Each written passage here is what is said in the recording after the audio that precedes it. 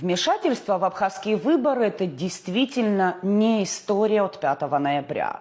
Сообщения о вмешательстве в выборы появлялись и ранее, но правоохранители бездействовали, и когда неизвестные в Абхазии люди проводили так называемые социологические опросы, и когда в избирательных комиссиях восседали иностранные граждане, и тогда, когда анонимные телеграм-каналы выливали ушаты грязи на добропорядочных людей, и даже когда в администрации президента формировались папки с иноагентами и так далее. Игнорирование основополагающих норм Конституции, угроза безопасности повышали уровень недоверия общественности к власти. И инцидент, как его характеризуют сегодня, 5 ноября не случайность, а закономерность. Из офиса Абхазского вестника выволокли иностранных специалистов, которые реализовывали дорожную карту будущего нашей страны. Планировали общегосударственные мероприятия, диктовали маршруты президенту другой страны, регулировали деятельность избирательных комиссий, заполняли абхазское информационное поле, покупали граждан Абхазии. Здесь есть работа для всех, от миграционной службы и правоохранительных органов до налоговых служб. И что мы видим? Президент страны, к которому по-хазановски ведут все нити, вот уже более 2 недель отмалчивается, делая вид, что все это его не касается. А представители общественности апеллируют с требованием о справедливости к главному виновнику происходящих антиконституционных событий. Знаем, куда ведут нити.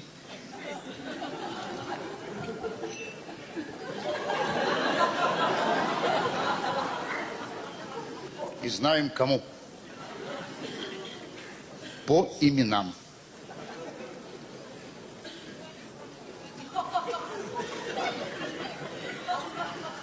Вы их тоже всех хорошо знаете. Вместо него на арену выходит его советник Ахрас-Мэр. Он публикует заявление, в котором открещивается от зарубежных политтехнологов, от газеты, учредителем которой является, и несет нам радостную весть. Газета под названием «Абхазский вестник», издававшаяся тиражом в 40 000 экземпляров, закрыта. И все? Ответственность снята? Давайте разберемся детально с этим заявлением, призванным свести тему угрозы безопасности государства к частной проблеме издания СМИ. Ахрас-Мэр, не устану повторять, советник Бадры Гунба, формулирует неконституционные действия зарубежных махинаторов, работавших в прямой связи с администрацией президента, как возникший интерес к теме. Всего-то к теме возник интерес, как к картине, нарисованной художником, или театральной постановке. СМИР успокаивает общественность очень странным постулатом, сообщая, что телеграм-канал «Абхазский вестник», на который ссылались такие СМИ, как «Спутник Абхазия», его, кстати, недавно превратили в частный канал, фактически закрыли. И одноименная газета «Абхазский вестник» – это 2 отдельных проекта, которые должны были превратиться в медиахолдинг. Согласитесь, слабое оправдание и вообще непонятно, к чему оно сказано. То ли для того, чтобы разделить бюджеты, то ли для того, чтобы перед общественностью снять с себя ответственность за публикации в телеграм-канале. Админов телеграм-канала Ахрас-Мэр, понятно, не называет. Следующий постулат от советника президента, в котором он пытается переложить в том числе и финансовую ответственность за антиабхазский проект на весьма сомнительного персонажа, засветившегося во время президентских выборов. Гарри Цвишба. Зовут меня Гарри, фамилия моя Цвишба. Что случилось? Ну,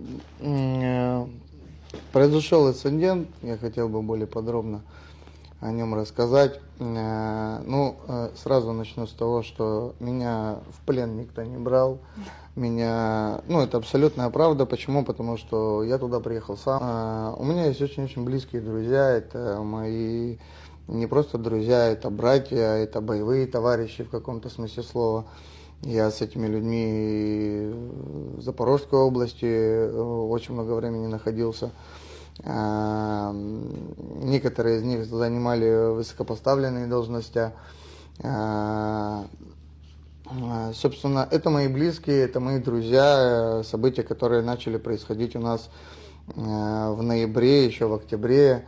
Все это, как бы, что называется, было в общем доступе. Звонили, спрашивали, интересовались, все ли хорошо, кто с заботой, кто, что называется, профессия политтехнолога. Это такая профессия, где волка ноги кормят. Приехали в Абхазию, побыли здесь, уехали, потом опять приезжали. И у нас был такой разговор, что работаешь ты на выборах или не работаешь. Как ты смотришь на то, что если там условно помочь команде Бадра Гумба с технологической точки зрения? Дескать, он собирал средства и финансировал газету, издающуюся тиражом в 40 тысяч экземпляров, и занимался ее распространением. Газета не имеет государственного финансирования и существует за счет личных средств и добровольных пожертвований этой группы, сообщает Ахрас-Мыр. Очередной шедевр. СМИР сообщает, что привлекались различные авторы и специалисты, занимались сами активисты, сотрудничали разные люди. И опять привлекались различные специалисты, и вот тут внимание, в том числе, как теперь выяснилось, и иностранные. То есть Ахрас-Мыр сообщает нам, что привлечение иностранных специалистов для него огромная новость. Вот вся страна знала, а учредитель газеты пребывал в неведении. Кто работает, кто платит за газеты, кто ее распространяет и что там пишут. Отлягался по всем статьям и доверил разбираться во всем компетентным органам. Тем самым, которые ни в чем не хотят разбираться и специализируются только на преследовании оппонентов власти. Дальше идет детский лепет с техническими подробностями, связанными с регистрацией газеты. Гарри Цвишба попросил, и Ахрас-Мыр зарегистрировал. В общем, благодетель, да и только. Да еще и увел обсуждение от темы вмешательства в выборы. А теперь вишенка на торте. Ахрас-Мыр сообщает, что газету он закрыл, и тема для обсуждения исчерпана. Но позвольте, как это закрыл? Похоже, опять не договаривает, потому как на закрытие юрлица необходимо время, и оно включает в себя и не только объявление о закрытии газеты в Республике Абхазия, но и проверку налоговыми органами финансовой отчетности и получение различных документов, свидетельствующих об отсутствии долгов и многое другое. Или на советников президента эти правила не распространяются?